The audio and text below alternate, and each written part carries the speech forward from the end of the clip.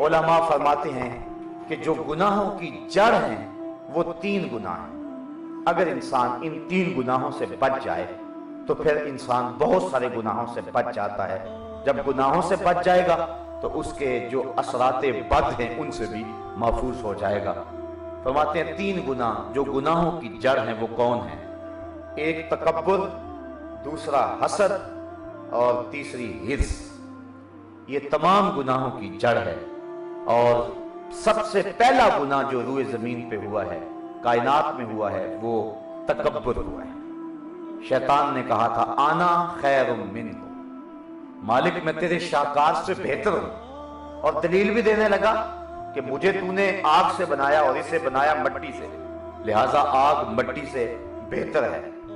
آگ افضل ہے، مٹی مفضول ہے، مفضول کے آگے افضل کیوں جھکے؟ اس لیے میں بہتر ہوں، میں سجدہ نہیں کروں گا۔ تو اللہ تعالیٰ نے کوئی اس کی دلیل کا جواب نہیں دیا۔ اللہ چاہتا تو دلائل کے انبار لگ جاتے، لیکن اللہ نے اس سے کوئی بات کرنے گوارا نہیں کی، کہا نکل جا میرے دربار سے، یہاں تکبر کرنے والے کی گنجائش نہیں ہے، بلکہ فرمایا الکبریاء ردائی، لوگوں کبریائی میری چادر ہے، اور جو میری چادر مجھ سے چھیننا چاہے گا میں اس کو جہنم میں ڈال دوں گا۔ اور کل قیامت کے دن جس کے سینے میں ایک رائی کے دانے کے برابر بھی تکبر ہوا، حضور فرماتے ہیں وہ جنت کی بو بھی نہیں پا سکتا، جنت میں جا ہی نہیں سکتا۔ تواضع کا درس دیا گیا، من تواضع للہ برفعہ اللہ، جس نے تواضع کی اللہ نے اس کو سر بلند کر دیا۔ جس شاخ پہ پھل ہوتا ہے وہ اکڑی ہوئی نہیں ہوتی، وہ جھکی ہوئی ہوتی ہے۔ اکڑتا وہی ہے جس پہ پھل کوئی نہیں ہوتا ہے۔ اس لیے تکبر یہ بدترین خصلت ہے کہ شریعت میں اس کو انتہائی ناپسند کیا گیا ہے۔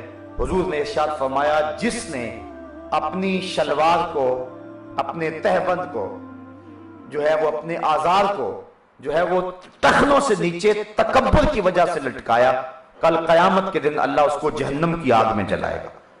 تو اس لیے تکبر سے بچنے کی تاکید کی، یہ پہلا گناہ ہے، اور کائنات کے اندر جب گناہوں کا آغاز ہوا تو پہلا گناہ جو ہے وہ تکبر ہوا ہے۔ دوسرا گناہ حسد ہوا ہے۔ حسد کیا ہے؟ کہ کسی کی نعمت کا زوال چاہنا۔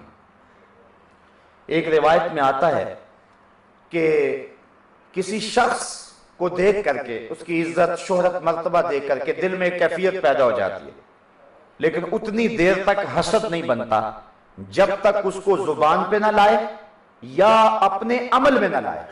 یعنی اس کی تحقیر کرنے کے لیے کوئی عمل کرے، اس کو نیچا دکھانے کے لیے کوئی عمل کرے، یا اپنی زبان سے اس کی برائی کرے۔ جتنی دیر تک یہ نہیں کرتا اتنی دیر تک جو ہے وہ حسد نہیں بنتا۔ لیکن اس کیفیت سے بھی آدمی کو نکلنے کی کوشش کرنی چاہیے۔ کیوں؟ اس لیے کہ وہ کیفیت پھر انسان کو یہاں تک لے آئے گی اور وہ حسد میں مبتلا ہو جائے گا، اور حاسد جو ہوتا ہے اس کی نیکیاں محسود کے نامہ اعمال میں لکھ دی جاتی ہیں۔ اور حضور علیہ السلام نے فرمایا ایاکم والحسد، فرمایا کہ حسد سے بچو، کیونکہ حسد نیکیوں کو اس طرح کھا جاتا ہے جس طرح سوکھی ہوئی لکڑیوں کو آگ کھا جاتی ہے۔ شیخ سعدی فرماتے ہیں حسد مر ہی جا، تیرا علاج مرنے کے سوا کچھ اور نہیں ہے۔ تو حسد کی بیماری آج ہمارے معاشرے میں بہت زیادہ ہے۔ اللہ کسی کو دولت دے دے، کسی کو عزت دے دے، کسی کو شہرت دے دے، تمام طبقات میں، وہ سیاسی لوگ ہوں، وہ کاروباری لوگ ہوں، وہ شریکہ برادری کے نام سے ہم نے ایک نیا سلسلہ گڑا ہوا ہے۔ حالانکہ شریک کا معنی کیا ہے؟ شرکت کرنے والا، دکھ درد میں سانجھی اور مصیبت اور تکلیف میں ساتھی، جائیداد میں وہ شرکت کرنے والا ہوتا ہے۔ بلکہ اگر کسی سے کوئی قتل خطا ہو جائے اور اس کی دیت دینا ہو تو علماء کہتے ہیں کہ یہ شریک اس کی دیت دیں گے، چونکہ یہ اس کے دکھ درد کے سانجے ہیں۔ وہ اگر نہیں دے سکتا دیت تو یہ اکٹھی کر کے رقم تو ان کے اوپر لازم ہے کہ وہ جو اس کی طرف سے اپنے بھائی کو چھڑائیں اور اس کی دیت دیں۔ تو یہ شریکہ جو برادری ہے یہ تو حسین ایک رشتہ ہے، لیکن ہم نے شریک بمانا دشمن سمجھ لیا۔ حالانکہ شریک تو شرکت والے کو کہتے ہیں جو شرکت کرتا ہے، تمہارے دکھ درد کا ساجی ہے۔ لیکن ہماری یہ شریکہ برادری کیا ہے کہ بیٹے کی شادی بھی ہو تو شریک طاق میں رہتے ہیں کہ کوئی کمی پیشی آئے اور ہم ڈنڈورا پیٹیں۔ اگر ایک لقمہ بھی کھانے کا کم ہو جائے تو ہم جو ہے وہ اس پر شور کریں اور اس کی تذلیل کریں۔ یہ عجیب رنگ ہے، عجیب ڈھنگ ہے۔ حسد کی آگ جو ہے وہ گلی گلی اس وقت جل رہی ہے۔ بلکہ معاف کیجئے گا کہ یہ آگ اور اس آگ کی حدت اور اس کی لپیٹ میں جو ہے وہ علماء بھی آ گئے ہیں اور وہ بھی حسد کی آگ میں ایک دوسرے سے جل رہے ہیں۔ بلکہ خواجہ میر درد نے کہا تھا کہ یہ جو 72 فرقے بنے ہیں یہ بھی حسد کی وجہ سے بنے ہیں۔ وہ کہتے ہیں 72 فریق حسد کے عدد سے ہیں، اپنا یہ طریق کے باہر عدد سے ہیں۔ یعنی حسد کے اگر حروف ابجد نکالیں، جس طرح بسم اللہ کے حروف نکالتے ہیں تو 786 بنتے ہیں، اگر حسد کے عدد نکالیں تو 72 بنتے ہیں۔